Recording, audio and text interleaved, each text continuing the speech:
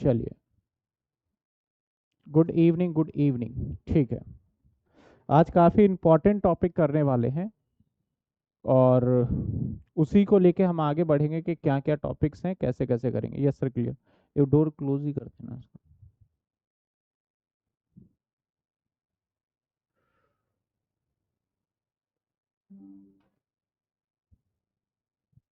आइए। अभी तक हमने कुछ बेसिक कॉन्सेप्ट, और बेसिक कॉन्सेप्ट भी क्या किया, हमने थोड़ी सी बातें करी है। पहले कौन सा भैया, प्रीवियस ईयर क्या होता है, जिस साल इनकम कमाते हैं उसको क्या बोलते हैं हम, प्रीवियस ईयर। असेसमेंट ईयर क्या होता है, जिस साल उस इनकम को जो कमाया है कैलकुलेट करेंगे उसे क्या बोलेंगे, असेसमेंट ईयर। एसएससी कौन होता है, जो टैक्स देने के लिए लाइबल होता है उसको क्या बोल देते हैं हम, एसएससी। इसके बाद पर्सन कौन होते हैं, हमने 7 पर्सन देखे थे। कौन सा पर्सन देखा था, एक इंडिविजुअल, एक एचयूएफ, एक कंपनी, एक partnership firm, AOP, BOI, local authority and आपका आर्टिफिशियल जुडिशियल पर्सन। ये क्या थे हमारे पर्सन। एसोसिएशन ऑफ पर्सन क्या होता है, जब कभी भी हमारे 2 पर्सन मिल जाए, जैसे कि इंडिविजुअल और कंपनी ने मिल के कोई काम स्टार्ट कर दिया, ज्वाइंट वेंचर कर लिया, इसको बोलते हैं एसोसिएशन ऑफ पर्सन। और बॉडी ऑफ इंडिविजुअल क्या होता है, जब सिंगल सिंगल पर्सन, मान लेते हैं मिस्टर ए और मिस्टर बी मिलके अपना एक बिजनेस स्टार्ट कर रहे हैं, लेकिन अगर वो रजिस्टर्ड करा लेंगे तो वो कहाँ पहुंच जाएंगे, पार्टनरशिप में। रजिस्टर्ड नहीं कराएंगे तो बॉडी ऑफ इंडिविजुअल के अकॉर्डिंग टैक्स देंगे। तो आज जो टैक्स देने की बात चल रही है, हम उसी की बात करेंगे कि टैक्स किस तरीके से आपका दिया जाएगा और टैक्स का क्या कैलकुलेशन रहने वाला है। आज हम टैक्स की कैलकुलेशन की बात करने वाले हैं मेजरली। ये पूरा हमने लास्ट 2 क्लासेस के अंदर हमने कवर अप कर लिया था।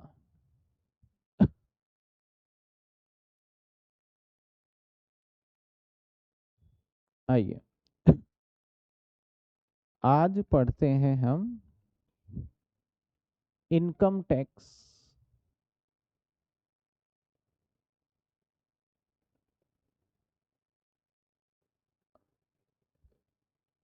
Income tax calculate.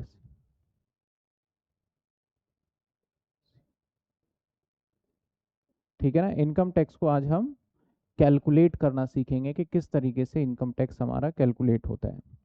सबसे पहले, अगर बड़ी सिंपल सी बात है, अगर गवर्नमेंट जो है, जो टैक्स अथॉरिटी है, गवर्नमेंट आपसे अगर किसी भी पर्सन से कहता है कि भैया आपको टैक्स पेमेंट करना है, किसी भी पर्सन को टैक्स पेमेंट करना है, तो गवर्नमेंट ने क्या करा है, हर एक इनकम को कैटेगराइज कर दिया है कि अगर आप यहाँ से इनकम, जैसे आप जॉब करते हो तो वो इनकम आपकी कौन सी इनकम होगी, सैलरी से रिलेटेड इनकम होगी।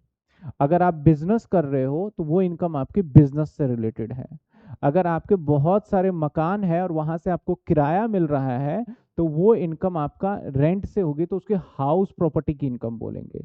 अगर आपका बैंक से ब्याज इंटरेस्ट वगैरह मिल रहा है तो उसे हम अदर सोर्स की इनकम बोलेंगे। तो यानी इस पर्सन की मैं बात करूं तो इस पर्सन के पास टोटल 5 हेड्स हैं। यानी गवर्नमेंट ने इनकम को जो डिवाइड किया है, अगर मैं बोलूं टाइप ऑफ इनकम, तो टोटल कितने हेड्स, उसको हेड्स बोल देते हैं, हेड ऑफ इनकम। अगर मैं बात करूं हेड ऑफ इनकम, तो टोटल कितने हेड्स ऑफ इनकम है, इसको इधर ही ले लेते हैं, नेक्स्ट पेज पे ले जाएंगे फिर। अगर मैं टोटल हेड्स ऑफ इनकम की बात करूं तो कितने हेड्स ऑफ इनकम है, तो गवर्नमेंट ने बोला है भैया हमारे तो हमें पता जितना है और जितना हमें आपको भी पता होना चाहिए, 5 हेड है। एक पहला हेड है income from salary, income from,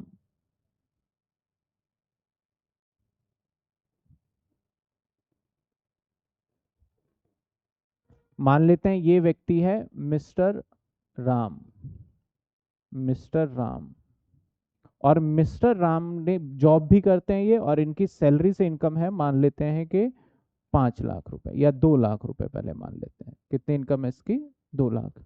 तो सैलरी से इनकम पे कैसे टैक्स देना होता है, इसके रूल्स रेगुलेशन कानून अलग हैं इसके बिल्कुल। ठीक है ना, तो वो भी। इसके बाद दूसरा इसने क्या कर रखा है, इसने घर को किराए पे दे रखा है, तो इनकम फ्रॉम इसका है, इनकम फ्रॉम, फ्रॉम किराया वगैरह रेंट आ रहा है उसको बोलेंगे हम हाउस प्रॉपर्टी, हाउस प्रॉपर्टी, उसको बोलेंगे हाउस प्रॉपर्टी। हाउस प्रॉपर्टी, जिसको बोलते हैं हम रेंट से इनकम जो आया, ठीक है ना, उसको क्या बोलेंगे, हाउस प्रॉपर्टी, जिसको हमने बोला कि भैया रेंट से जो इनकम आएगा उसको कैटेगराइज करेंगे। तो इनकम फ्रॉम जो रेंट आया उसकी कैलकुलेशन हम अलग तरीके से करेंगे। दैट इज मान लेते हैं कि 2 लाख रुपए हमें यहाँ से भी किराए मिल जाते हैं। इसके बाद मैं जॉब से जब आता हूँ ना, तो शाम को छोटा मोटा मैं बिजनेस भी कर लेता हूँ। कोई रेडी वगैरह लगा लिया मान लो मैंने, तो वो भी आपका किस में काउंट होगा, बिजनेस में ही काउंट होगा। तो आप बिजनेस भी करते हो, तो तीसरा आप इनकम कमा सकते हो, इनकम फ्रॉम बिजनेस।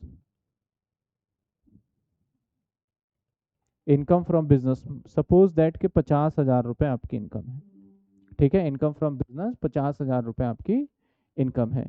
इसके बाद आप कई बार ऐसा करते हो ना कि बीच में आपको प्रॉपर्टी डीलर का भी, एक प्रॉपर्टी डीलर तो नहीं, आपके पास 2-3 मकान है, तो कई बार आप अगर मौका मिलता है तो अपना मकान बेच के, और सस्ता जो मकान था उसको बेच के, और फिर एक और सस्ता मकान खरीद लेते हो, उसमें मुनाफा कमा लेते हो। जैसे मैंने कोई मकान 10 लाख रुपए का लिया और मुझे अब 12 लाख रुपए मिल रहे हैं, तो 2 लाख रुपए मैंने कमा लिया।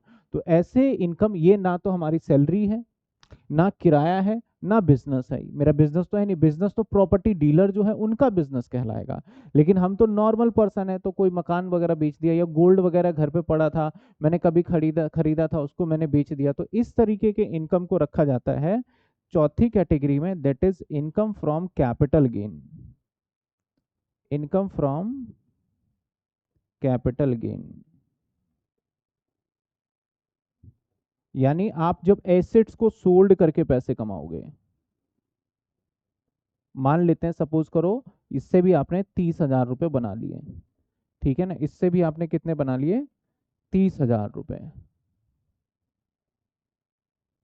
और इनकम भी हो सकते हैं क्या, हाँ बिल्कुल हो सकते हैं, आपने 30,000 रुपये इस इनकम से बना लिया। और कौन सा इनकम हो सकता है, मान लेते हैं कि आपने बैंक में पैसे रखे ही हैं, बैंक में एफडी भी करे हुए हैं, कभी कभी आप आईपीएल में भी पैसे लगा लेते हो, तो वहां से भी पैसे कमा लेते हो। कई बार आप कोई सट्टा वगैरह लगा लिया, वहां से पैसे कमा लिए। कई बार बेटिंग कर लिया आपने कहीं पे, तो वहां से पैसे कमा लिए। तो जो बाकी पांचवा इनकम और जो इधर उधर से कमा रहे हो ना, उसको बोलते हैं income from other source. Other source मतलब जो इन चारों जगह पे फिट नहीं बैठ रही, उसको कहाँ डाल देंगे, सबको अदर सोर्स में। मान लेते हैं यहां से आपने सपोज दैट कि आपने 10,000 रुपये कमाए, तो आपके टोटल इनकम जो हो गए, कितने हो गए, 2 और 2 4, 4,90,000। आपकी टोटल इनकम कितनी हो गई, 4,90,000। या सपोज करो मैं इसको 50,000 कर देता हूँ, तो आपकी टोटल इनकम जो हो गई वो कितनी हो गई, 5,30,000 टोटल इनकम। तो नाउ अब आपको इस इनकम पे टैक्स भरना पड़ेगा, जो इनकम है इसके ऊपर टैक्स भरना पड़ेगा। सैलरी, अब ये 5 ही चैप्टर हैं आपके सिलेबस में, अगर ये पांचों चैप्टर आप कर लेते हो, आपका सिलेबस खत्म हो जाता है एक तरीके से। तो हमें सैलरी चैप्टर को करने में 1 से 1.5 महीना लग जाता है, फिर पीजीबीपी को करने में हमारा टाइम लग जाता है, हाउस प्रॉपर्टी को, हर एक चैप्टर को बड़े डिटेल में पढ़ते हैं, तब जाके हमें समझ में आता है अच्छा इतने डिटेल में हम अब पहुंचे हैं। अभी जैसे हमारी तीसरी क्लास है, तो मैं इतनी सारी बातें बता नहीं सकता, अगर बताऊंगा तो आप सोचोगे कि कोई कनेक्शन ही नहीं होगा, आप समझ ही नहीं पाओगे, तो बताने का फायदा भी नहीं है, ठीक है ना। अभी तो ये देखो कि कोई व्यक्ति होता है, वो कहाँ डिफरेंट डिफरेंट तरीके से, इसके अलावा कोई भी इनकम आप सोच लो, इसी 5 हेड में ही फिट हो रहा होगा वो। इसके बाद सरकार क्या कहती है कि आप थोड़ी तुम भलाई वगैरह करो। भलाई का मतलब हो गया कहीं चैरिटी वगैरह दे दो, या फिर आप इन्वेस्टमेंट करो, क्योंकि इंडिया के ऊपर अगर मैं बताऊं आपको, इन्वेस्टमेंट का मतलब है कि जितना ज़्यादा बैंक के अंदर आप पैसे को रखोगे, गवर्नमेंट उस पैसे का इस्तेमाल करती है, और वो पैसे गवर्नमेंट बाहर, क्योंकि जब इंडिया को पैसे की जरूरत पड़ती है, तो आपने सुना होगा वर्ल्ड बैंक का नाम, वो क्या करती है, बाहर से कर्ज ले लेती है। तो बाहर से कर्ज लेने का मतलब उनको ब्याज भी देना पड़ता है। अगर हमारे सारी जितनी भी पब्लिक है बैंक में पैसे को जमा कर दे, तो हमें उस पैसे को इस्तेमाल कर लेंगे और बाहर से कर्ज लेने की जरूरत नहीं पड़ेगी। तो गवर्नमेंट कहती है आप इन्वेस्टमेंट करो, आप अपने फ्यूचर पेंशन के लिए इन्वेस्ट करो, अपने लिए पॉलिसीज ले लो। तो किसी कंपनी को चलाना होता है ना, तो गवर्नमेंट बोल देती है अगर कोई व्यक्ति यहाँ पे करेगा तो हम उसकी इनकम में कुछ छूट दे देंगे। छूट का मतलब होता है डिडक्शन दे देंगे। आपकी इनकम 5,30,000 है, लेट सपोज आपने अपने नाम से LIC ले लिया है, लाइफ इंश्योरेंस पॉलिसी 30,000 का, तो हम यहाँ से माइनस कर देंगे, उसको माइनस कर देंगे डिडक्शन, माइनस कर देंगे क्या, डिडक्शन। और ये डिडक्शन का कानून सारा चैप्टर 6 में, चैप्टर 6 का मतलब एक 6 हमारा सेक्शन है, चैप्टर 6 बोलते हैं उसको, वहां पे लिखा हुआ है। लेट सपोज कि आपने 30,000 रुपये जमा किया और अंडर सेक्शन 80C के अंदर डिडक्शन आ जाएगा। तो इसी तरीके से हमें कितने तरीके के बेनिफिट्स मिल सकते हैं, वो 80C से लेके 80U तक की हमें डिटेल पढ़नी होगी, जिसको बोलते हैं हम डिडक्शन। तो आपने 30,000 दिया, तो अब आपकी इनकम कितनी हो जाएगी, 5 लाख। अब सरकार की तरफ से आपको 5 लाख रुपए पे टैक्स की कैलकुलेशन करनी है। किस पे करनी है, तो 5 लाख तक इनकम वैसे जीरो करा हुआ है, तो आपको अब सरकार को टैक्स देना ही नहीं है। अगर आपका 5,30,000 होता तो आपको सरकार को टैक्स देना पड़ता। तो सबसे पहले इनकम कैसे कैलकुलेट करेंगे, जहां जहां से पैसे कमाते हो सब कुछ ऐड कर देते हैं, और लास्ट में फिर हम क्या माइनस कर देते हैं, डिडक्शन। जी, डिडक्शन मतलब बेसिक छूट होती है। क्या क्या, जैसे 80C के अंदर बोला गया है कि आप LIC करवा लो तो बेनिफिट मिलेगा, NPS में पैसे डाल लो तो बेनिफिट मिलेगा, या फिर मेडिक्लेम करवा लो 80D में बेनिफिट मिल जाएगा। अगर कोई पर्सन डिसेबल है, अगर आप उसकी मदद कर रहे हो, आपके ऊपर डिपेंडेंट है, मान लेते हैं उसके हाथ नहीं है, पैर नहीं है, देख नहीं सकता, अगर उसकी मदद कर रहे हो, तो सरकार बोलते हैं कि आप अच्छा काम कर रहे हो, तो आपकी इनकम को कम कर देती है, जिससे आपको टैक्स देना ना पड़े। ठीक है, इसके साथ साथ अगर देखा जाए आप कहीं अच्छे पढ़ने के लिए जा रहे हो, हायर एजुकेशन 80E के अंदर, वहां पे आपको वो भी बेनिफिट मिल जाता है। अगर आपने घर वगैरह बहुत खरीदा है, उसके ऊपर लोन वगैरह देते हो, उसका भी डिडक्शन मिल जाता है। अगर आप इलेक्ट्रॉनिक व्हीकल्स खरीदते हो, क्योंकि चलाना था गवर्नमेंट को कि EV लो, EV जब समझते हो ना, इलेक्ट्रॉनिक व्हीकल खरीदोगे तो उसके ब्याज जो भरोगे उसका आप माइनस कर सकते हो, डिडक्शन मिल जाता है यहाँ पे। तो हर किसी चीज के लिए गवर्नमेंट ने बनाया हुआ है, ठीक है ना। तो बहुत सारी, इतनी सारी चीजों के लिए बनाया हुआ, तो ये टोटल इनकम आएगा। अब इसके ऊपर हमें लगाना पड़ेगा टैक्स का रेट, कि भाई 10% दें, या ऐसा नहीं है कि 5 लाख पूरा टैक्स में दे के आ जाएंगे, 10% दें, 15% दें, 20% दें। तो गवर्नमेंट ने स्लैब बनाया हुआ है कि इतने से इतने इनकम पे इतने देने हैं, इतने से इतने इनकम पे इतने देने हैं, तो वो चीजें। तो अगर मैं इनकम टैक्स कैलकुलेट की बात करूं, तो इनकम टैक्स कैलकुलेट कैसे होता है, और इस जो टोटल इनकम ये होता है ना, इसको बोलते हैं ग्रॉस टोटल इनकम। इसको क्या बोलते हैं हम, ग्रॉस टोटल, GTI बोल देते हैं, ग्रॉस टोटल इनकम। और इसको बोल देते हैं टैक्सेबल इनकम, टैक्सेबल इनकम। अब जब इसके ऊपर हम टैक्स निकाल लेते हैं, उसको बोलते हैं टैक्स लाइबिलिटी, कि वो देना है आपको, ठीक है ना। लेट सपोज 10% देना है, मैं एग्जांपल ले रहा हूं, तो आपका टैक्स कितना बना सरकार को देने के लिए, 5 लाख रुपए के, मैं एग्जाम्पशन ले रहा हूँ 10%, तो आपको 50,000 रुपए सरकार को क्या करना है, टैक्स को देना है। तो इस जो 50,000 आपने कैलकुलेट करके निकाला है, इसको क्या बोला जाएगा, टैक्स लाइबिलिटी। इसको क्या बोलेंगे हम, टैक्स लाइबिलिटी। लाइबिलिटी क्यों बोला, क्योंकि सरकार को देना है। जब टोटल इनकम कर लोगे तो क्या बोलेंगे, ग्रॉस टोटल इनकम, मतलब इसमें से कुछ चीजें माइनस करना बाकी है। जैसे ही डिडक्शन को माइनस कर देंगे, क्या हो जाएगा, टैक्सेबल इनकम। और टैक्सेबल इनकम पे जैसे ही टैक्स हम निकाल लेंगे, तो उसको क्या बोलेंगे, टैक्स। अब सरकार पता क्या कहती है, बोलती है भैया 5 लाख पे 50,000 टैक्स है, लेकिन हम आपके स्कूल की बहुत कम फीस लेते हैं, आपके जितने भी स्कूल है उसके ना के बराबर फीस है, फ्री में पढ़ा रहे हैं। और फिर पहले ना ये सरकार बोलती थी जो भी टैक्स है ना, इसके ऊपर आपको सिर्फ मात्र 1% देना है, और एक्स्ट्रा देना है 1%। लोगों ने बोला भाई 1% क्यों दे हम एक्स्ट्रा, और तो बोला 1% इसलिए ना कि अब बच्चे इतने ज़्यादा एजुकेटेड नहीं है, तो हम एक फ्री पॉलिसी चलाएंगे, जिसके अंदर बच्चों को अवेयर करेंगे। जैसे लड़कियों को पढ़ाया नहीं जाता था पहले, तो उसको पढ़ाने के लिए अवेयर करेंगे, तो उसके अंदर हमारा खर्चा होगा, स्टाफ चाहिए, तो हम पैसा कहाँ से लाएंगे, तुमसे पैसे लेके तुम्हारे ऊपर खर्च करेंगे।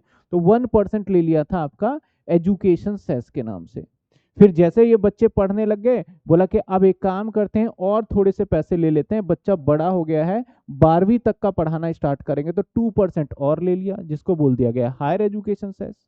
इसके बाद फिर मोदी जी लेके आए स्वच्छ भारत अभियान, स्वच्छ भारत अभियान, क्लीन गंगा, ऐसे ऐसे प्रोजेक्ट। तो स्वच्छ भारत अभियान लेके आए कि पूरे भारत को एकदम साफ रखेंगे, जिसमें कि हम बहुत सारे मजदूर वगैरह, लेबर वगैरह लगाएंगे, जो कि लगाया गया नहीं है, उसके लिए 1% और ले लिया, बोला 1% और दो। तो सरकार को जब ऊपर से और पैसे लेने का मन करता है ना, तो वो क्या करती है, ये अलग से ले लेती है। तो इसको हम बोलते हैं सेस।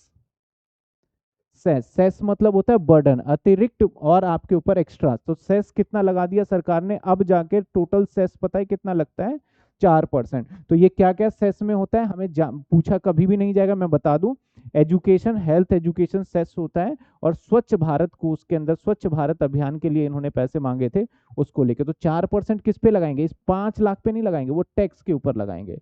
दैट इज, इसके ऊपर 4% अगर लगाते हो तो कितने आ जाएंगे हमारे, 2,000 रुपए। और हमारा टैक्स लाइबिलिटी टोटल बनेगा कितने, 52,000 जाके हम गवर्नमेंट को जाके टैक्स देके आ जाएंगे, और हमारी टेंशन खत्म हो जाएगी। समझ में आई बात आपको। तो हम टैक्स कैसे कैलकुलेट करेंगे, सबसे पहले ग्रॉस टोटल इनकम कैलकुलेट करेंगे, उसके बाद उसमें से क्या देंगे, डिडक्शन देंगे। डिडक्शन देने के बाद उसके ऊपर हम एक टैक्स का रेट अप्लाई करेंगे, और फिर सेस ऐड करके सरकार को हम दे देंगे। तो आज हम सीखने वाले हैं टैक्स कैलकुलेशन। आपको मतलब ही नहीं है कि टोटल इनकम कितनी है, मैं टोटल इनकम आपको बताऊंगा, और उसके ऊपर रेट को अप्लाई कैसे करना है ये सीखेंगे आज की क्लास में, ठीक है ना। तो अगर मैं टैक्स रेट की भी बात करूं ना, इनकम टैक्स रेट की बात करते हैं, इनकम टैक्स रेट। तो आपको मैं आज सिर्फ इंडिविजुअल का बताऊंगा, ऐसे हालांकि मैंने क्या बताया था, हमारे कितने तरीके के पर्सन होते हैं, टोटल 7% है। तो 7% है, तो सरकार ने कानून को इतना ज्यादा पेचीदा बनाया हुआ है ना।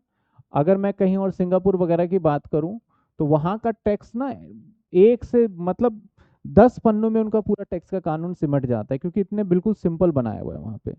दुबई में तो इनकम टैक्स है ही था, है ही नहीं, अब जाके वैट आया है। तो वहां पे टैक्स तो बड़े सारे कंट्री के अंदर ना बहुत सिंपल बनाया हुआ है, इंडिया के अंदर क्या है, काफी कॉम्प्लिकेटेड बनाया हुआ है। तो अब जाके धीरे धीरे ठीक हो सकता है।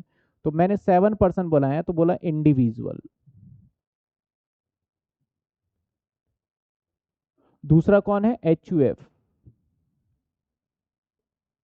तीसरा कौन है, कंपनी। फोर्थ कौन सा है, पार्टनरशिप फर्म।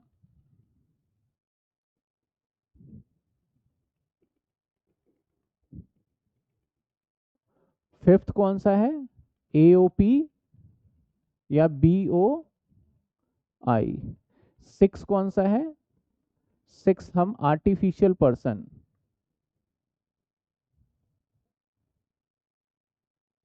और सेवंथ कौन सा है, लोकल अथॉरिटी, LA बोल देता हूं इसको, ठीक है।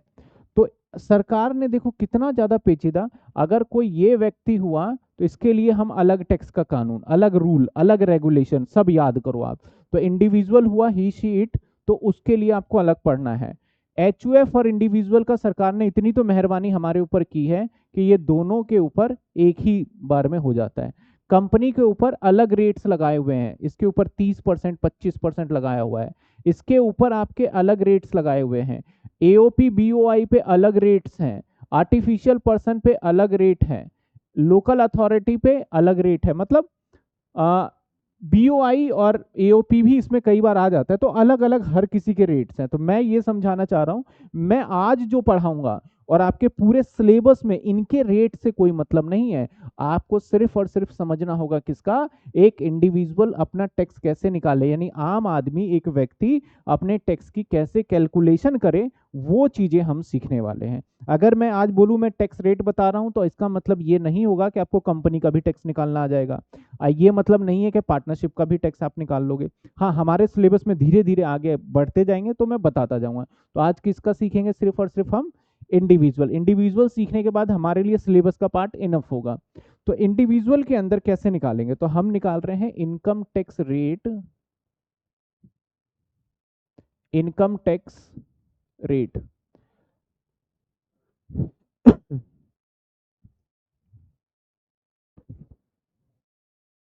इनकम टैक्स रेट में देखा जाए, तो गवर्नमेंट ने ना इसके अंदर वो हाल कर रखा है कि इंसान ना समझ ही नहीं पाए। क्योंकि कई बार मुझे लगता है सरकार ऐसे ऐसे काम करती है ना कि लोगों को समझ ना आए और वो समझने में ही अपने 5 साल निकाल दें और दूसरे चुनाव इलेक्शन में फिर हम जीत जाएं। इतना कॉम्प्लिकेटेड किया हुआ है, आप अभी देखोगे तो इतना सारा याद रखना पड़ेगा। अरे क्या क्या बना दिया भाई, सिंपल सा रेट रख लेते तो हो जाती, बात बन जाती। और सरकार पता है क्या कहती है, इनकम टैक्स से हमें कोई फायदा नहीं होता, हमें तो जीएसटी से ज्यादा फायदा होता है। जिस तरीके से बोलते हैं ना, रेलवे घाटे में चल रही है, टिकट नहीं मिलेगी आपको कभी भी, लेकिन रेलवे किस में चलता है, हमेशा लॉस में ही चलता है। तो उसी तरीके से गवर्नमेंट का ये कहना है इनकम टैक्स से फायदा नहीं होता।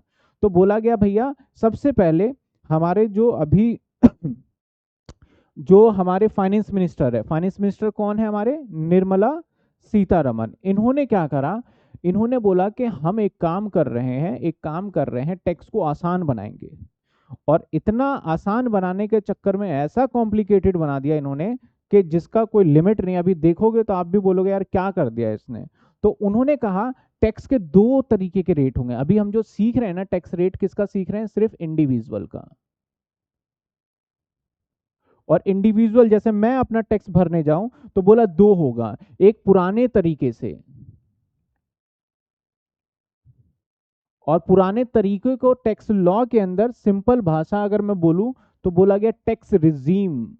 तो एक हो गया हमारा पुराने तरीके का टैक्स रेट, और एक हो गया हमारा नए तरीके का tax rate, new tax regime. New tax regime बोला गया इसको। तो अब इन्होंने 2 रेट निकाल दिया। अब भाई मैं व्यक्ति, मैं अगर 10 लाख रुपए अपनी अगर मैंने कमाया है साल का, तो बोला मैं किस पे टैक्स दूं, बोला तुम दोनों से निकाल के देखो, अब जिसमें तुम्हें आसान लगे फिर वो वाला भर देना आप। यानी कॉम्प्लिकेटेड किया इन्होंने। अब भाई पुराने वाले को हटा देते जब नया आ गया, तो बोला पुराना नहीं हटा रहे, दोनों ही चलाते हैं साथ के साथ। तो टैक्स जो जिसको नॉलेज नहीं है तो वो तो बिल्कुल परेशान हो जाता है किससे भरना है नहीं भरना है। अब पुराने वाले में भी देखो इनके क्या तरकीब निकाले हुए हैं। वैसे तो पुराने वाले में तरकीब जो था वो पहले से ही था, लेकिन इनको खत्म कर देना चाहिए मैं समझता हूं। इन्होंने क्या कहा, पुराने वाले टैक्स रेट के अंदर एज के हिसाब से हम टैक्स लेंगे। एज के हिसाब से, जिनकी एज, अगर एज क्राइटेरिया इन्होंने रखा कि जिनकी एज अप टू 60 है, उससे हम अलग कानून के हिसाब से टैक्स लेंगे। मतलब हम पहले 3 लाख रुपए तक नहीं लेंगे, फिर उसके बाद 2.5 लाख तक नहीं लेंगे, फिर उसके बाद लेंगे, इस तरीके से इन्होंने बताया। दूसरा कैटेगरी इन्होंने और क्रिएट कर रखा हुआ है इसमें, एज, जिसकी एज 60 से लेके 80 ईयर तक है। यहाँ पे अप टू 60 ना लिख के मैं लिख देता हूँ लेस देन 60, यानी 59 कर दूं मैं, समझ जाओगे वो तो। 60 से 80 साल के उम्र का कोई इंसान है उसके लिए अलग रेट है। तीसरा बोला कि जिसकी एज 80 से ऊपर है, देखो 80 से ऊपर वालों को भी नहीं छोड़ा गया, उससे हम अलग लेंगे टैक्स। तो यानी अब जो हमें टैक्स निकालना है, तो सबसे पहले तो सबसे बड़ी प्रॉब्लम ये है कि हम पुराने तरीके से निकालें या फिर नए तरीके से निकालें। उसके बाद अपनी उम्र भी चेक कर लो भाई कि क्या उम्र है, उसके हिसाब से आपको टैक्स निकालना होगा। नए वाले में थोड़ी राहत है कि आपको उम्र वगैरह नहीं देखना, इन्होंने एक रेट फिक्स किया हुआ है, एक रेट फिक्स किया हुआ है, उसी रेट के हिसाब से देना है। एक रेट फिक्स कर दिया, इतने इतने कैटेगरीज वाइज देना है। अब स्लैब रेट क्या होता है, अब बोला गया कि भैया हम कैसे देंगे, बोला कि आपको बताना होगा। देखो आप नहीं बताओगे तो हम मान लेंगे कि आप नए टैक्स रेट से दे रहे हो। आपको अगर पुराने से देना है तो आपको पहले इंटीमेट करना होगा। क्या होता है इंटीमेट, आज के टाइम पे आप देखते हो किसी चीज को अगर अपना कंसर्न देना है, या तो वहां पे अपना ओटीपी डाल दो आप, तो आपका कंसर्न माना जाता है, या वहां पे चेक बॉक्स होता है, टर्म्स एंड कंडीशन होता है, उसको सबमिट कर दो तो मान लिया जाता है आप इस चीज से एग्री करते हो। तो ऐसे ही ऑनलाइन फॉर्म होता है, उसी ऑनलाइन फॉर्म के अंदर होता है। तो स्लैब रेट क्या है, देखो इसका स्लैब रेट इन्होंने क्या रखा, बोला भैया अगर अप टू आप अगर 3 लाख रुपए तक कमाते हो तो हम आपसे कोई टैक्स नहीं लेंगे, जीरो, कोई टैक्स नहीं लेंगे, ठीक है। अगर आप कमाते हो 3 लाख से लेके 7 लाख रुपए तक, तो आपसे जो टैक्स लिया जाएगा, 3 लाख से लेके 7 लाख तक कमाते हो तो आपसे टैक्स लिया जाएगा 5%। और अगर आप 7 लाख रुपए से लेके 10 लाख रुपए तक कमाते हो, यानी 7 लाख 1 रुपए मान लो, तो वहां पे लिया जाएगा 10%। और अगर आप 10 लाख रुपए से लेके आप 12 लाख रुपए तक कमाते हो, तो वहां पे लेंगे आपसे 15%। और अगर आप 12 लाख से लेके 15 लाख रुपए तक कमाते हो, तो आपसे लेंगे 20%।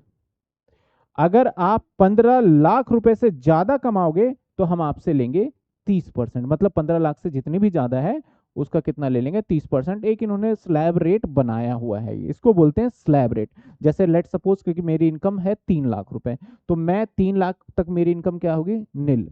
लेकिन इसके बाद भी गवर्नमेंट ने क्या करा, बोला कि अब हम रिबेट देंगे इनको ना, 7 लाख रुपए तक इनकम को जीरो करना था, तो उसको दूसरे तरीके से दिया, डायरेक्ट तरीके से नहीं दिया उन्होंने, उन्होंने दूसरे तरीके से दिया हुआ है। तो आपको मैंने अभी क्या समझाया सर, स्लैब रेट क्या होता है, एक छोटा छोटा मैं हिंट देते जा रहा हूँ, फिर जब प्रैक्टिकल इस पे अभी क्वेश्चंस करेंगे डिफरेंट डिफरेंट तरीके से तो समझ में आएगा। तो हमने क्या देखा, हम सीख रहे हैं इंडिविजुअल का टैक्स निकालना। इंडिविजुअल के अंदर दो तरीके के टैक्स रेट हैं, कौन से, एक ओल्ड वाला और एक नए वाला। ओल्ड वाले में एज के अकॉर्डिंग चेक करना है, और नए वाले के अंदर कोई एज नहीं है, एक जो स्लैब रेट बना रखा है उसी के हिसाब से आप सीधा सीधा दे दोगे। यहाँ पे गवर्नमेंट ना कहती है कि हम टैक्स का बेनिफिट देंगे, नए वाले में आपको बोलती है गवर्नमेंट कि हम टैक्स का बेनिफिट देंगे। अभी समझ में आएगा, बस मैं बाद में लिख दूंगा, चलो जब मैं समझा दूंगा तो लिख दूंगा 25,000 रुपए, यहाँ पे कोई दिक्कत नहीं है। हाँ नहीं था, लेकिन वही गवर्नमेंट दूसरे तरीके से, सीधा सीधा नहीं चलती गवर्नमेंट, सीधा चलेगी तो पकड़ में आ जाएगी वो, तो वो क्या कर रही है, घूम फिर के फिर बोलती है अब कम कर देंगे। तो आपको पता चलेगा 7 लाख रुपए तक उसी का टैक्स जीरो होगा जिसकी इनकम 7 लाख से कम है। जिसकी इनकम 7 लाख 1 रुपए हो गया तो सब पे टैक्स देना पड़ेगा उसको। तो गवर्नमेंट ने सबके लिए नहीं करा ये, ऐसे 12 लाख वाले पे भी यही करा है। 12 लाख वाले अगले साल से एप्लीकेबल है, अभी आप नहीं सीखोगे 12 लाख। अब देखो बच्चों को मैं ये बताना चाहता हूँ, कई बार बच्चे ना इसको अलग अलग गूगल करते हैं या फिर चैट जीपीटी कर लिया या कुछ भी कर लिया। तो खासकर मैं आपको इनकम टैक्स में बताऊं कि अगर आप कोई गूगल करते हो, चैट जीपीटी करते हो, तो उनका डेटा कौन सा होगा वो भगवान जाने। पुराना डेटा भी हो सकता है और एकदम लेटेस्ट भी हो सकता है। एकदम लेटेस्ट का मतलब जो अभी चल रहा है, तो अभी पता है क्या चल रहा है जो कि अगले साल से चलेगा, लेटेस्ट तो वो होगा जो इस फाइनेंस एक्ट में आया था, दैट इज 12 लाख तक टैक्स जीरो। अब मैंने तो मेट्रो पे भी देखा था, गवर्नमेंट ने लगा रखा था हम 12 लाख तक टैक्स नहीं लेंगे। और आपने सुना भी होगा 12 लाख, लेकिन यहाँ तो है सर 3 लाख पे ही नील है, बाकी पे तो टैक्स जा रहे हैं। तो वो जब आप पढ़ोगे, सिर्फ नॉर्मल पर्सन को बताने के लिए ये एक वर्ड बताया जाता है, 12 लाख तक टैक्स फ्री। नॉर्मल पर्सन बस इतना सुनता है, जिसको टैक्स नहीं भी देना वो भी सोचता है चल ठीक है भाई 12 लाख तक टैक्स फ्री हो गया। बाकी जो एक्चुअल में अर्निंग करते हैं उनको पता लगता है कि यार इतना ज्यादा कोई रिलैक्सेशन हमें मिला नहीं है, ठीक है ना। तो मैं अगर इस रेट को देखूं तो हमारा प्रेजेंट रेट है जो कि असेसमेंट ईयर 2025 और 26 के लिए है। Assessment year 2025-26। एक चीज मैं आपको दिखाऊं, कई बार हम गूगल भी करते हैं, गूगल पे अगर मान लो मेरे पास होगा या नहीं होगा, मान लो चैट जीपीटी करते हैं, चैट जीपीटी, इसमें लॉगिन मांगता है वैसे तो, चलो लॉगिन नहीं मांगा। Income tax rate as per new जी। अब मैं यहाँ पे ये भी डाल देता हूँ 2025,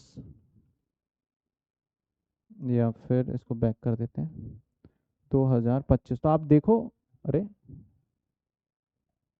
आप देखोगे यहाँ पे सर्च करते हैं क्या रेट देता है।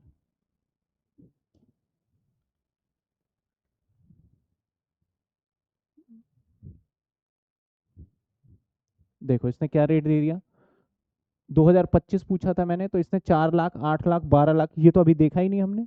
तो ये कुछ नया रेट आ गया। बच्चा अगर यहाँ से देख लेता है, खासकर इनकम टैक्स में बोल दूं, तो आप सोचोगे सर मैंने तो गलत पढ़ा दिया आपको। और ये रेट क्या है, अभी लेटेस्ट जो 2025 में जो अगले साल चलेगा वो है। अब क्या कह रहा है, असेसमेंट ईयर 26-27 के लिए। तो ऐसे कई बार गलत हो जाता है। अगर मैं यही चीज यहाँ पे रीटाइप कर दूं, ASSESMENT ईयर 2025 एंड 26, काफी हद तक ये ना गलत आंसर कई बार देता है। तो चैट जीपीटी पे बहुत बच्चे ना बहुत भरोसा करते हैं कि सर ये हो जाएगा।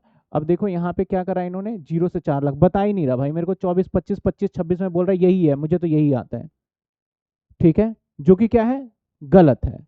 तो मैं आपको बोलूंगा इनकम टैक्स को पढ़ते टाइम पे हाँ, थ्योरी वाले पोर्शन में आप गूगल की हेल्प लेना, बाकी के लिए आपको रिलायबल करना है सिर्फ और सिर्फ जो आपको इनकम टैक्स की बुक मिलेगा, बुक, सिर्फ और सिर्फ बुक मिलेगा, असेसमेंट ईयर 25-26 पे आपको रिलाई करना है। अगर आप पुरानी बुक लेके भी पढ़ने बैठ जाते हो तो भी आपके लिए बड़ा खतरनाक है, और गूगल से भी पढ़ने की कोशिश करोगे वो उससे ज्यादा खतरनाक हो जाएगा। अब देखो मैंने यहाँ क्या बोला भैया, असेसमेंट ईयर 25-26 के लिए बताओ और प्रीवियस ईयर 24-25, तो कहता है दोनों के लिए यही है, ठीक है ना। अब मैं कहता हूं कि इसको चलो ये तो छोड़ो, पार्ट है, तो बस मुझे ये बताना था कि भैया चैट जीपीटी इनकम टैक्स में फेल हो जाता है, वो नीट जेईई में सवाल सॉल्व कर देता होगा मैथ्स का, लेकिन इनकम टैक्स में इसका कुछ भी नहीं चलता है। आगे चलते हैं सर। अब हम बात करते हैं सर इनकम टैक्स रेट की, बात करते हैं सर। रेट रेट इतनी देर से कर रहे हो, तो पहले मैं ओल्ड रिजिम को समझाऊंगा, फिर उसके बाद मैं समझाऊं, या पहले न्यू रिजिम समझा दूं? पहले ओल्ड को समझा देते हैं, फिर न्यू को समझा देंगे। बाय डिफॉल्ट आपका न्यू रिजिम रहेगा, और आपको अगर चूज करना है तो ओल्ड रहेगा, ठीक है। तो अगर मैं आ जाऊं ओल्ड रिजिम की बात करता हूं, तो देखो यहाँ पे मैंने टैक्स का स्लैब रेट पहले से ही बना के लिखा हुआ है।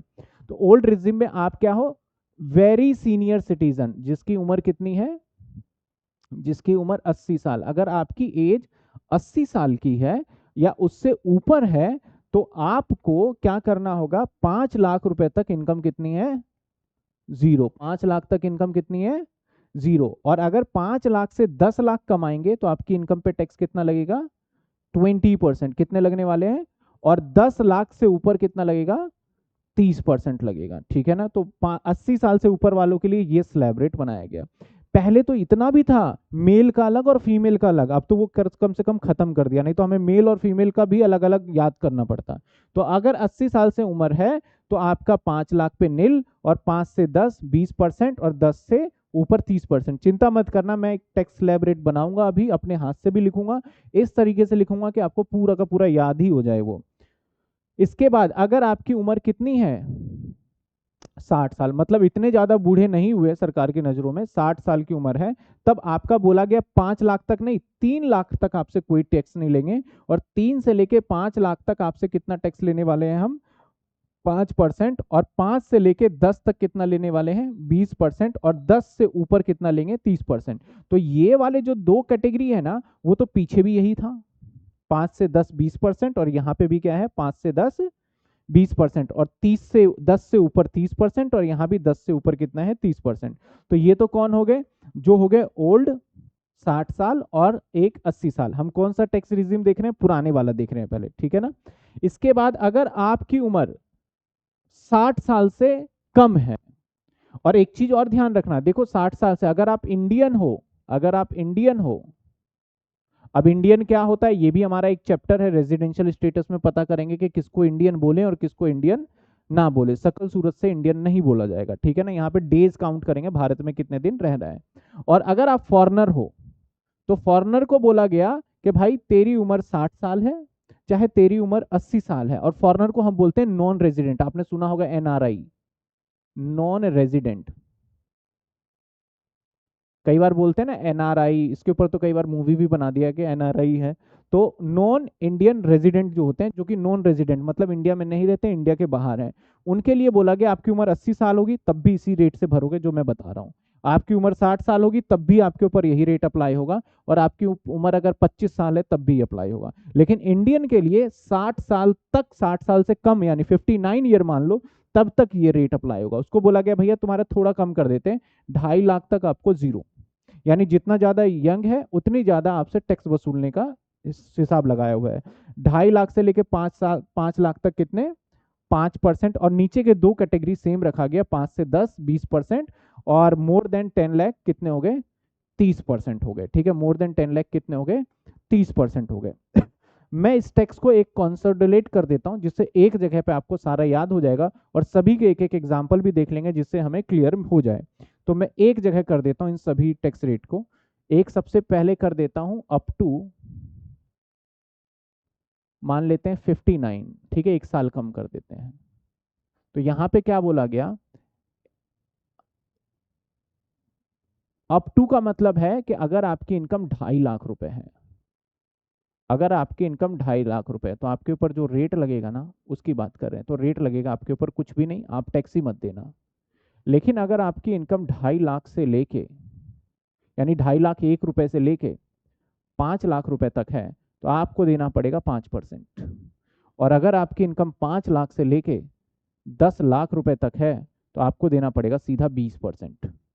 और अगर 10 लाख रुपए से आपकी ज्यादा इनकम है, तो देना पड़ेगा 30%। ठीक है, दूसरे साइड आ जाते हैं।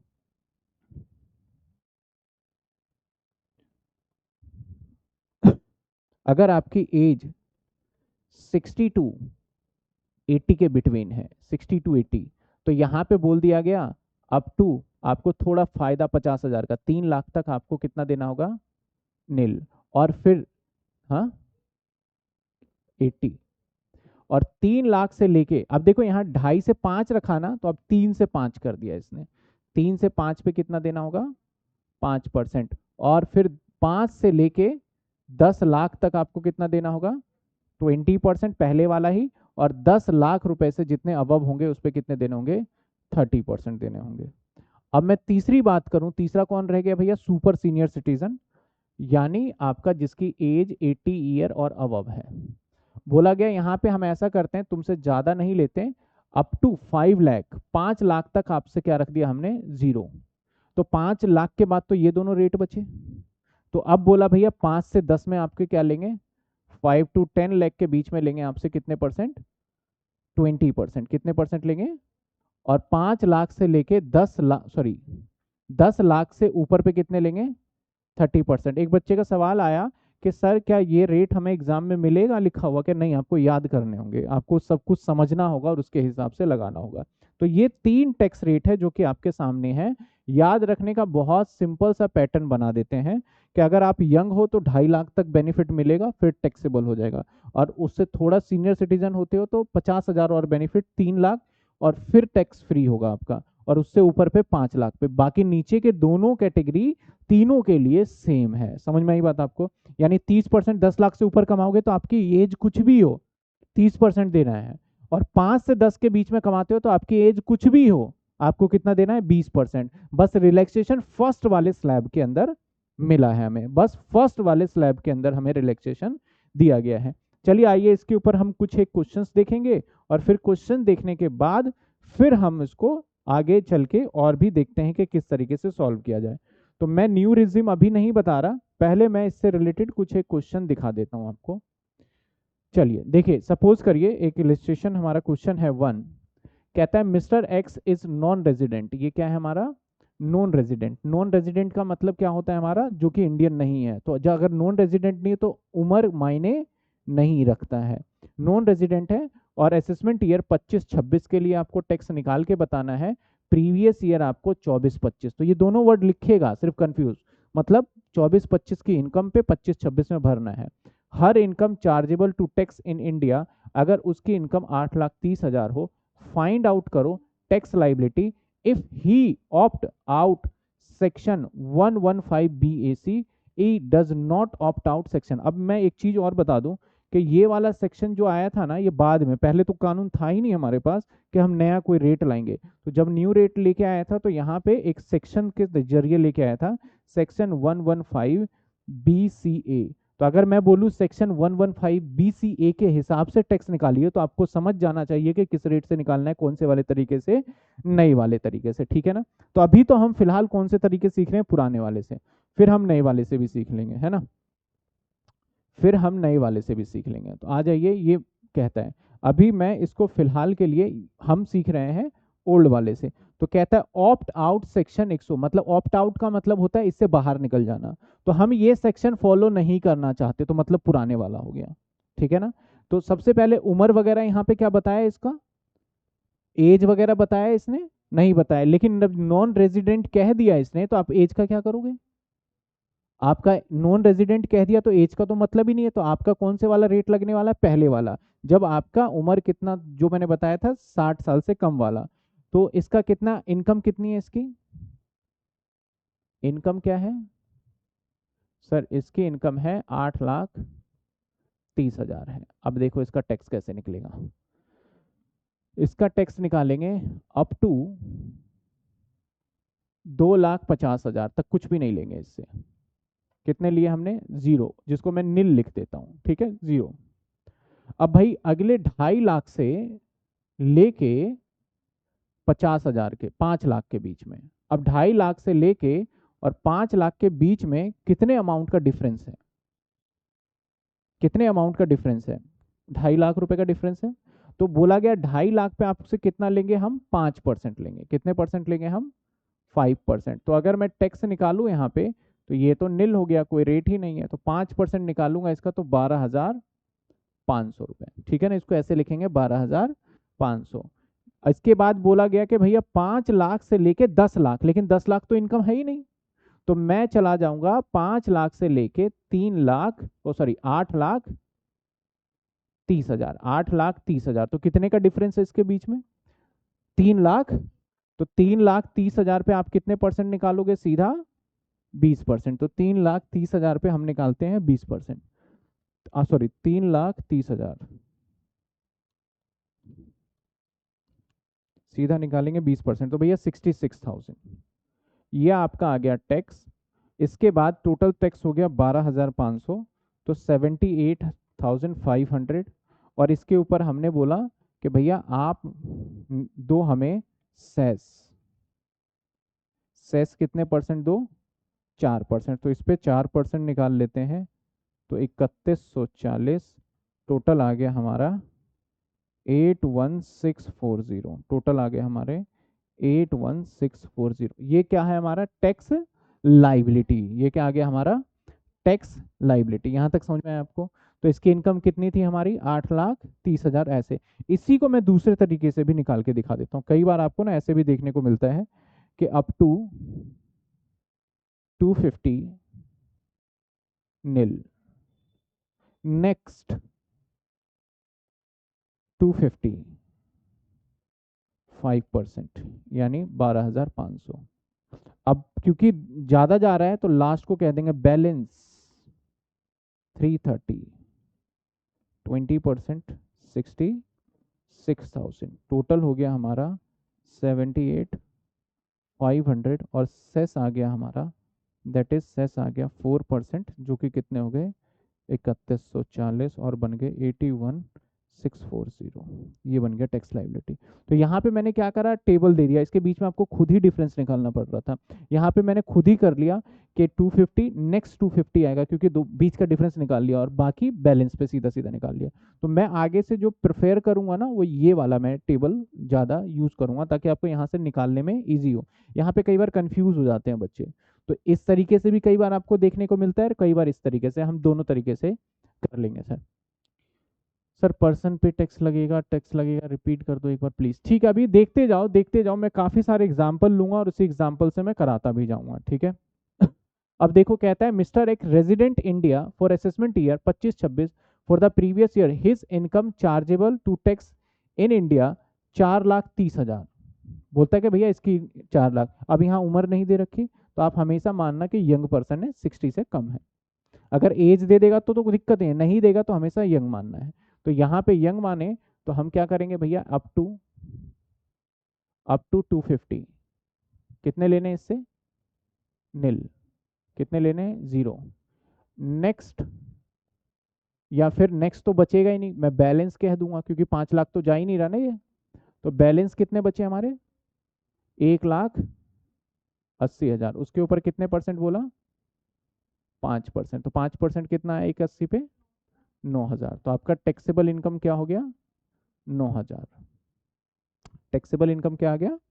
9,000। बोला भैया 9,000 आपका टैक्सेबल इनकम आ गया। तो सरकार ने बोला हम आपकी 5 लाख रुपए तक पे कोई टैक्स नहीं लेंगे। सबसे पहले जब पुराने वाला आया था तो 5 लाख पे, वैसे तो अभी 7 लाख पता चला है आपको, तो पुराने वाले में 5 लाख तक टैक्स नहीं है, नए वाले में 7 लाख तक नहीं है। ये भी है जो लोगों को नहीं पता होता। तो पुराने वाले में बोला गया कि 5 लाख तक कोई टैक्स नहीं लेंगे। लेकिन सर ये तो टैक्स बन गया आपके रूल के हिसाब से। तो गवर्नमेंट ने बोला अच्छा टैक्स बन गया, चलो इसमें से हम आपको दे देते हैं rebate. Rebate 87A, section 87A लेके आई और बोला कि आपको 25,000 रुपए तक भी टैक्स बनेगी तो सरकार भरेगी अपने जेब से। देखो किस तरीके से बोल रही है, 25,000 रुपए तक टैक्स बनेगा तो आपको देने की जरूरत नहीं है, सरकार खुद ही भर देगी। तो मेरा टैक्स कितना बना? 9,000, तो मेरे तो 25,000 से ऊपर तो बन ही नहीं रहा, तो फिर मेरे 9,000 के 9,000 ये माइनस हो जाएंगे 87A में, और मेरा टैक्सेबल कितना हो गया, 0। सरकार ने सीधा 5 लाख कम नहीं किया, बाद में रिबेट के फॉर्म में किया। तो अगर मैं रिबेट की बात करूं तो ओल्ड रिजिम में रिबेट कितना दे रखा है, ओल्ड रिजिम में रिबेट कितना दे रखा है सरकार ने, तो ओल्ड रिजिम में जो रिबेट की मैं बात करूं तो ओल्ड रिजिम में रिबेट दे रखा है आपको, रिबेट दे रखा है, और रिबेट कौन से सेक्शन में है, 87 सेक्शन ए में। मैक्सिमम कितने, 25,000 रुपए तक आपको बेनिफिट मिल सकता है। और ओल्ड अगर न्यू रिजिम की बात करें तो यहाँ पे रिबेट दे रखा है आपको, यहाँ पे भी 87A है, बोला नए रिजिम लोगे ना तो हम आपको फायदा देंगे 25,000 नहीं, यहाँ पे है 12,500, मैंने 25,000 गलत बता दिया, कितने, 12,500, और यहाँ पे है 25,000, और यहाँ पे कितने हैं, 25,000। ठीक है ना। अगर पुराने वाले टैक्स के फॉर्मेट को फॉलो करोगे और आपकी टैक्स लाइबिलिटी 12,500 रुपए तक भी आ जाती है तो आपको देने की जरूरत नहीं है, वो सरकार भर देगी। लेकिन अगर टैक्स लाइबिलिटी आपकी 12,001 रुपए आ जाती है तो आपका सरकार कुछ नहीं भरेगी, आपको पूरे 12,001 रुपए आपको देना पड़ेगा। समझ में आई बात आपको यहाँ पे। तो सरकार ने जो डिस्काउंट दे दिया, एक तरीके से कह लो टैक्स पे क्या दे दिया, डिस्काउंट, जिसको रिबेट का नाम बोला गया हमारा। आइए और भी देखते हैं।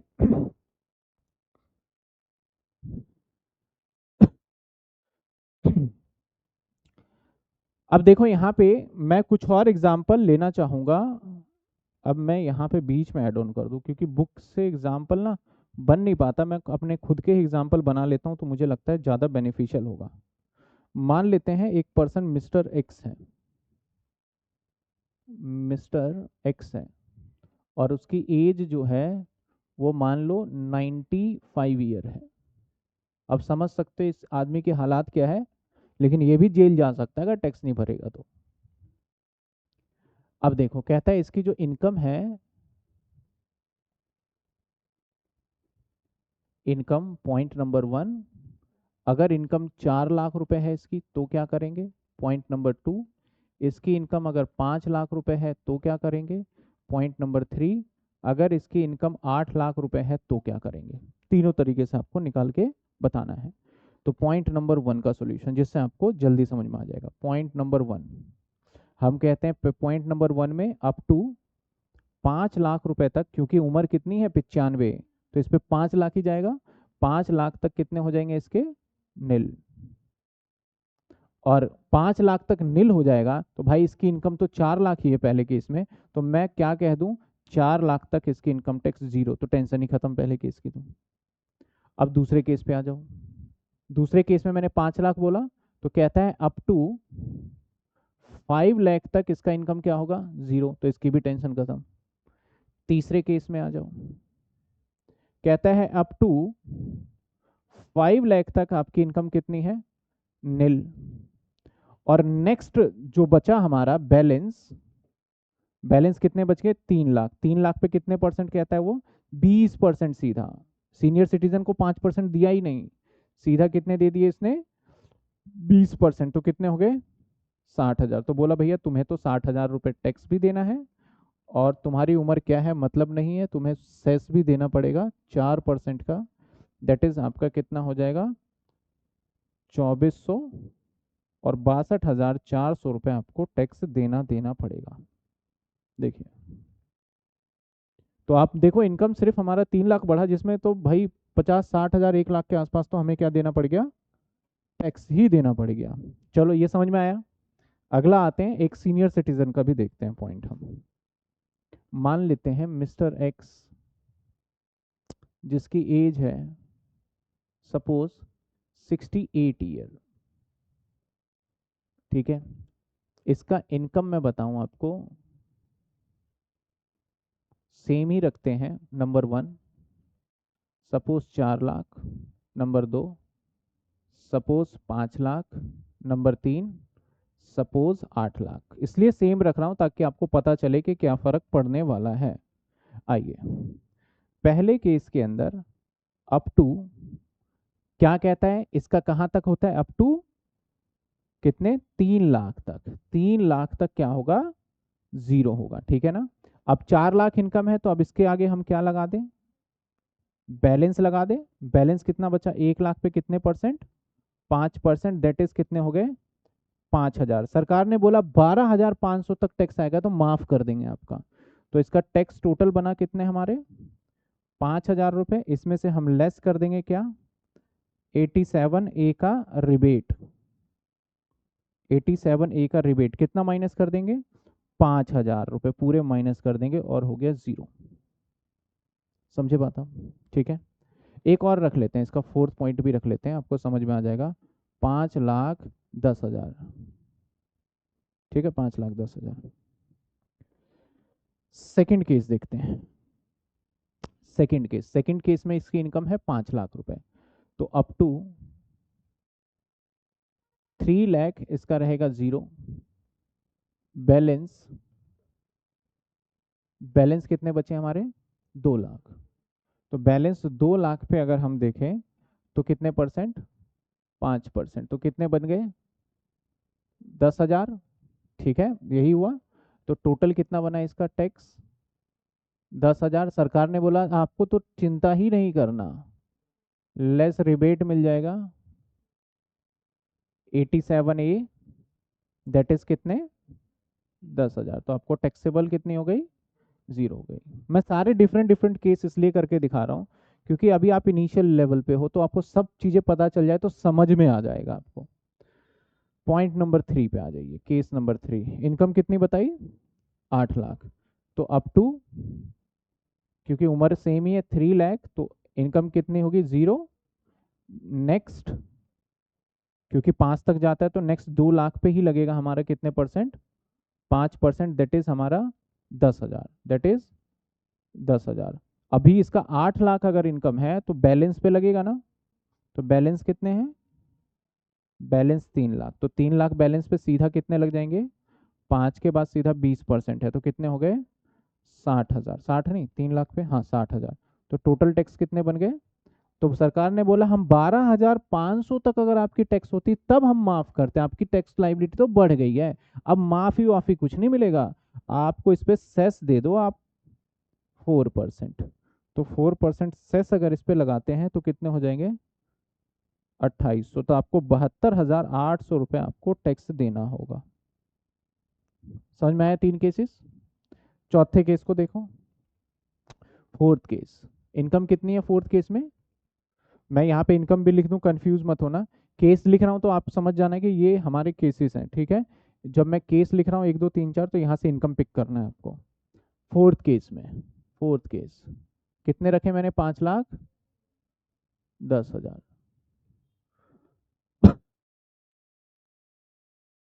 5,10,000। अब देखो, अप टू 3 लाख कितने होंगे, जीरो। नेक्स्ट कितने, 2 लाख पे कितने परसेंट होंगे, 5% होंगे, तो कितने हो गए, 10,000 हो गए, ठीक है। मैं इसको 5-20 कर दूं तो ज़्यादा इंटरेस्टिंग हो जाएगा, ये मैं जो बनाना चाह रहा हूँ 20, ठीक है, 5-20 कर दिया, ठीक है, 5-20 कर दिया। तो बैलेंस कितने बचे, 20,000। तो इस पे कितने लगेंगे, 20%, दैट इज कितने, कितने, 14,000। 20, 20,000 है ना, 4,000 सॉरी, ये 5-20 है, ठीक है, 5-20। तो टोटल कितने हो गए, 14,000। तो सरकार ने क्या कहा, 12% तक अगर आपका होगा तो टैक्स नहीं, 12,500 तक टैक्स नहीं लेंगे, उस पर लेंगे। तो इस पर प्लस कर देगी सरकार, सेस। सेस कितने परसेंट, 4%। और 4% कितने हो गए हमारे, 14,560, नहीं यही होगा ना, 560। तो 14,560 रुपये आपको, आपकी इनकम कितनी बढ़ी, 20,000, जिसमें से आपको 14,560 रुपये तो टैक्स देना ही पड़ जाएगा। तो इनकम बढ़ना ना बढ़ना एक बराबर ही हो गया। अब एक और एग्जांपल इसमें मैं कोट करूंगा, तब देखना इसका कितना नुकसान हो जाएगा। नंबर 5, मान लेते हैं 15 दूने 30, 5,000 बढ़ा दें, और 12,000 है ना 2,500।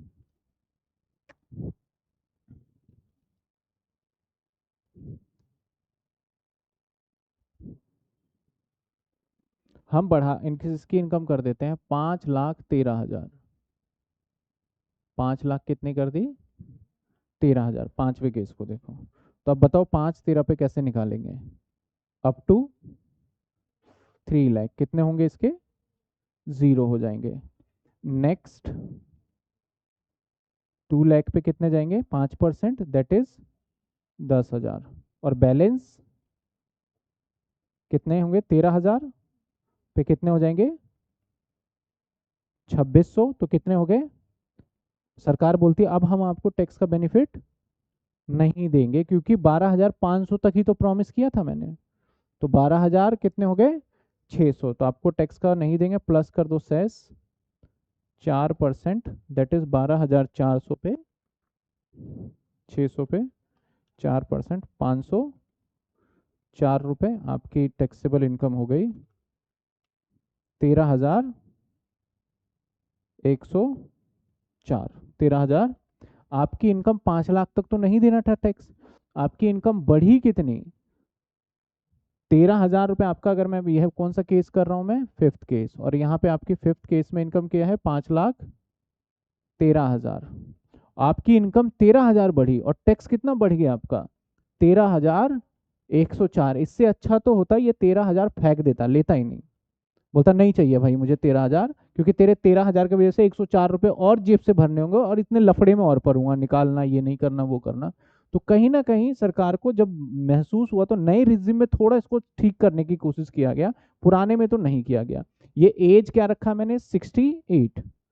चलो अब हम कर लेते हैं एक बार किसका, जिसकी एज कितनी हो रही है हमारी? 60 से, मतलब बिलो है, 60 से बिलो। ये किस किस के लिए एप्लीकेबल होता है हमारा? ये इंडिविजुअल पे भी एप्लीकेबल होता है, एचयूएफ के भी एप्लीकेबल होता है, एओपी पे और बीओआई पे और एजे पे भी होता है हमारा, आर्टिफिशियल जुडिशियल पर्सन, एजीपी मतलब आर्टिफिशियल, इन सभी पे ये रेट एप्लीकेबल होता है। मैंने तो वैसे इंडिविजुअल का बताया, लेकिन जो ये स्लैब रेट है ये इन सब पे एप्लीकेबल होगा, इस बात का ध्यान रखिएगा। चलिए आइए, मैं मान लेता हूं मिस्टर एक्स। अब तो आपको थोड़ा थोड़ा आइडिया मिल गया होगा, जिसकी एज जो है मान लेते हैं वो है 52 ईयर, और इसकी इनकम इनकम पहले पॉइंट में सपोज करो 4 लाख, दूसरे पॉइंट में सपोज करते हैं कि भैया 5 लाख, तीसरे पॉइंट में सपोज करते हैं कि भैया 8 लाख, और एक चौथे पॉइंट में सपोज करो 5,05,000 मान लेते हैं, ज़्यादा नहीं मानते, 5,05,000 मान लेते हैं, या 5,01,000 ही मान लेते हैं, 5,01,000, ठीक है, कम मान लिया हमने। चलो पहले केस की तरफ चलते हैं, केस नंबर 1। तो भैया क्या कहता है? अप टू, यहाँ पे क्या चलता है? 250, 3 लाख नहीं 250 तक कितने हो गया? नील। अब बैलेंस 1 लाख पे है, बैलेंस कितने? एक नहीं 1.5 लाख, बैलेंस कितना है? 1.5 लाख पे कितने परसेंट? 5%। बना कितने? 5% निकाले तो 7,500। सरकार कहती है चिंता मत करो, 12,500 तक तो हम ही हैं, तो लेस कर देंगे 87। ए का रिबेट कितना? 7,500। टैक्सेबल लाइबिलिटी इसकी 0। दूसरे पॉइंट पे चलते हैं, मान लिया जाए सेकंड केस 5 लाख है, तो अप टू कितने? 250। सरकार ने बोला हम टैक्स लेंगे ही नहीं, तो कितने हो गए? नील। बैलेंस, बैलेंस कह रहा हूं नेक्स्ट, या बैलेंस ही कह दो अब तो, बैलेंस 250, क्योंकि 5 लाख तक ही इनकम है। कितने लेंगे? 5%। 5% लेंगे तो कितने हो गए? 12,500। तो बोला भैया तुम्हारा 12,500 का, सरकार ने बोला चिंता मत करो, सेस से पहले ही हम आपको छूट दे देंगे 87। ए का रिबेट मिल जाएगा कितने? 12,500। तो टैक्सेबल इनकम 0। तो इस तरीके से सरकार ने बोला 5 लाख तक कोई भी टैक्स नहीं देना होगा। तो सरकार बोलती है ना 5 लाख तक कोई टैक्स नहीं है पुराने वाले तरीके में, तो आपको इस तरीके से होता है। लेकिन यहाँ पे देखो, मैं चौथा जब केस, तीसरा केस करूंगा तो यहाँ पे टैक्स होगा ही होगा, ऐसा नहीं है कि 3 लाख पे सिर्फ देना पड़ेगा। फोर्थ केस देखो, आप नोटिस करना, वैसे तो पहले भी मैंने कराया, अप टू 250 कितने देने हैं टैक्स, 0। नेक्स्ट 250, क्योंकि इनकम कितनी है 8 लाख है, चौथे केस में इनकम कितनी है, चौथा नहीं तीसरा, तीसरा केस कर रहे हैं। 250 कितने 12,500, क्योंकि किस रेट से, एट द रेट 5%, तो 12,500। अब बैलेंस पे कितना लगेगा, बैलेंस हमारे 3 लाख बचा, इसके ऊपर कितने परसेंट, 20%, दैट इज 60,000 रुपए। तो हमारा तो देखो 2.5 लाख पे से ही टैक्स लगना चालू हो गया, ऐसा थोड़ी है 5 लाख के बाद लगा, पूरे पे ही लग गया, तो टोटल आ गया हमारा 72। अब इसके ऊपर हमारा क्या लग जाएगा, 4% सेस। तो 4% अगर सेस निकाले हम किस पे, 20, अगर इस पे 2900 प्लस कर दें तो क्या बचेगा, प्लस में 75,400। मैं इतने एग्जाम्पल आपको करा रहा हूं, मेरे हिसाब से कहीं से कहीं तक टैक्स निकालने में दिक्कत नहीं होगी इंडिविजुअल। अब देखो इसके अंदर तो इतनी ज्यादा टेंशन है ना, टैक्स इंडिविजुअल के निकालने के बाद इनकम को भी कैटेगराइज कर दिया, कैपिटल गेन पे अलग लेंगे 12.5%। तो जब हम धीरे धीरे सीखते जाएंगे तो हमें पता चलेगा भाई बहुत सारा, फिर मुझे एक जगह सभी को लिख के देना होगा। पॉइंट नंबर हम करने वाले हैं 4, इनकम कितनी कर दी, 5,10,000। यहाँ पे बेचारा मर गया वो जिसकी इनकम 5,10,000 हो गई, तो बोलता है भैया अप टू 250 कितने होंगे, 0 नील, 250 नील। बैलेंस, बैलेंस या नेक्स्ट 250 कितने परसेंट के हिसाब से, 5%, तो कितने हो गए 12,500। बैलेंस बचा क्या, हाँ बचा कितना 1,000, इंटू में कितने परसेंट, 20%, कितने हो गए 200, तो कितने हो गए 12,700। सरकार ने बोला हमने तो प्रॉमिस कितने तक करा था, 12,500, आपकी 12,700 हो गई, तो अब हम आपको बेनिफिट नहीं दे सकते, सॉरी। तो 4% और कर लीजिए, 4%, 508 रुपए प्लस कर देते हैं, तो देखो 13,208। अब इस इंसान के दिल पे क्या गुजरी होगी, इनकम अगर 5 लाख तक होता है इसका तो इसको कोई टैक्स नहीं देना था, इनकम मात्र कितना बढ़ा है 1,000, जिसकी वजह से इसके जेब से कितने जा रहे हैं 13,208 रुपए। तो ये एक ड्रॉबैक है जिसको आगे नए रिजिम में थोड़ा रिलैक्सेशन दिया गया है। कितने लिखा है, अच्छा 1,000 है, 5,00,000 1,000 है, मैंने गलत लिख दिया, 5,01,000 लेना है, इधर भी मैंने ठीक लिखा है, ठीक है 5,01,000।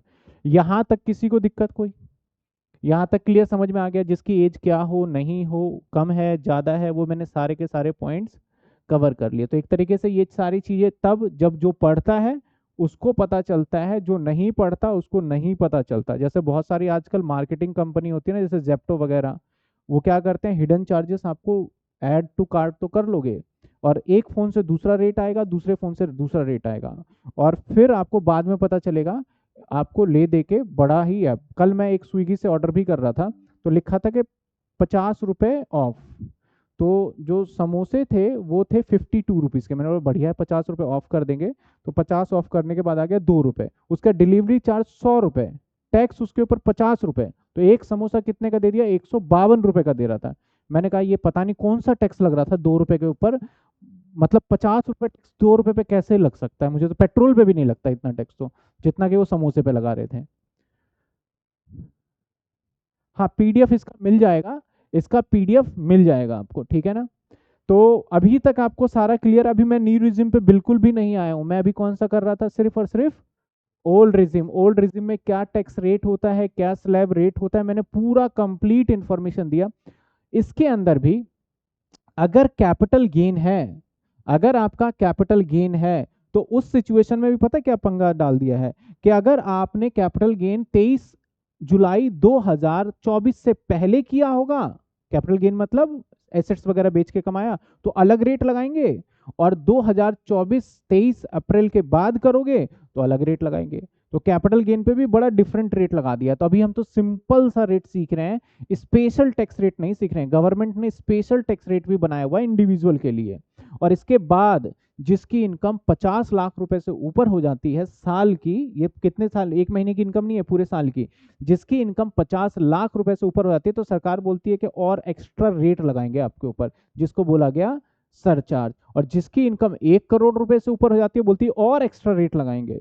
आपको ये सुन के हैरानी होगी कि जब स्टार्टिंग में इनकम टैक्स आया था, तो जो पर्सन 100 रुपए कमाता था, 98 रुपीज गवर्नमेंट को टैक्स देना पड़ता था। यानी 98%, 95% तक टैक्स रेट हुआ करता था।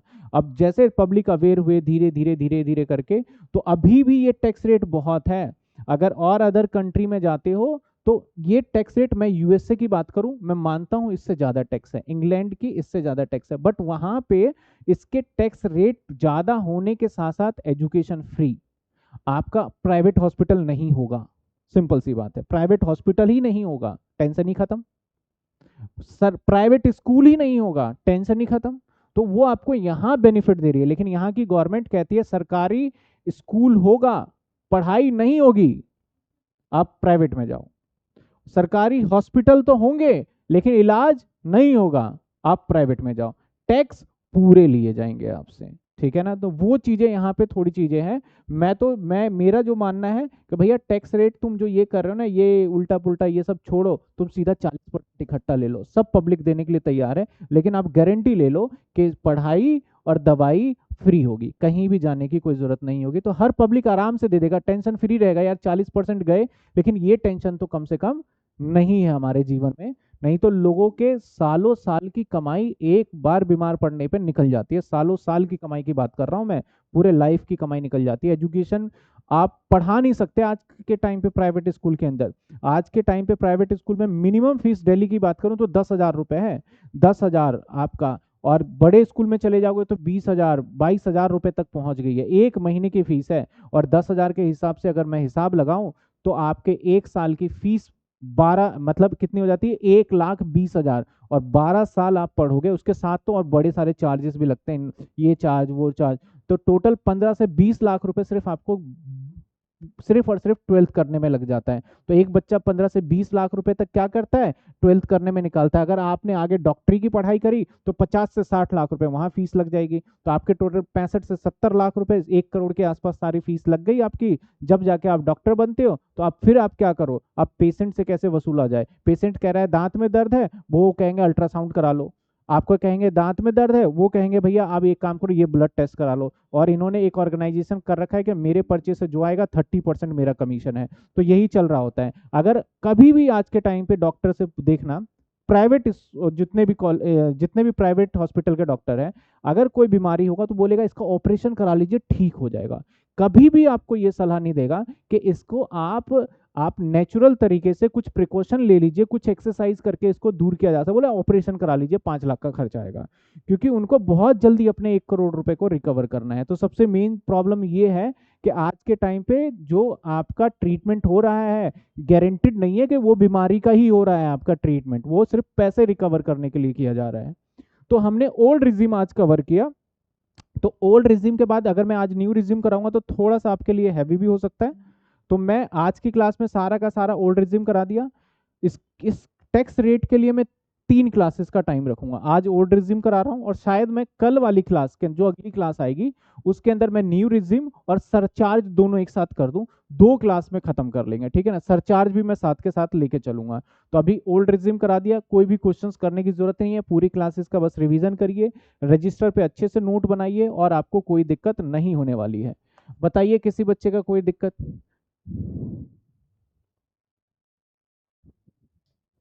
बताइए अभी तक किसी स्टूडेंट का कोई दिक्कत? क्लियर हो गया आपको टैक्स रेट क्या है हमारा ओल्ड रिजिम का, न्यू रिजिम अभी करना बाकी है।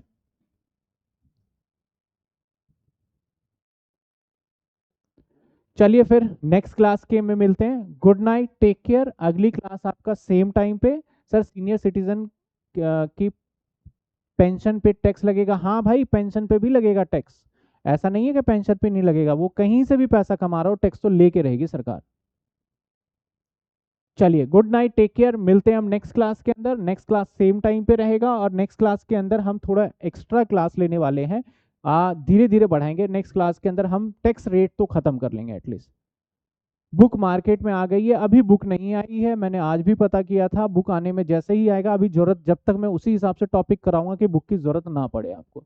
ठीक है, चलिए, गुड नाइट, टेक केयर, मिलते हैं नेक्स्ट क्लास में।